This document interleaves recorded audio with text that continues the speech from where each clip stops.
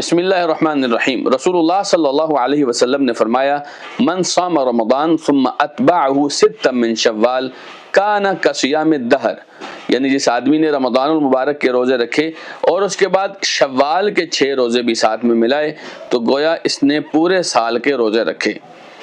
یہ شوال کے 6 روزے انتہائی فضیلت کے حامل ہیں، خاص طور پر جب رمضان کے ساتھ ہی ان کو ملا لیا جائے تو شوال کے 6 روزوں کی بڑی برکت ہے، اور یہ رکھنے کوئی مشکل کام نہیں ہے، بلکہ آپ شوال کے مہینے میں کہیں بھی کسی بھی وقت ایک ایک کر کے یا اکٹھے یا کسی بھی طریقے سے یہ 6 روزے، شرط یہ ہے کہ شوال کے مہینے میں رکھے جائیں، تو اس سے انشاءاللہ رمضان کے روزوں کے ساتھ مل کر یہ 6 روزے پورے سال کے روزوں کی اجر و ثواب کا آپ کو مستحق بناتے ہیں۔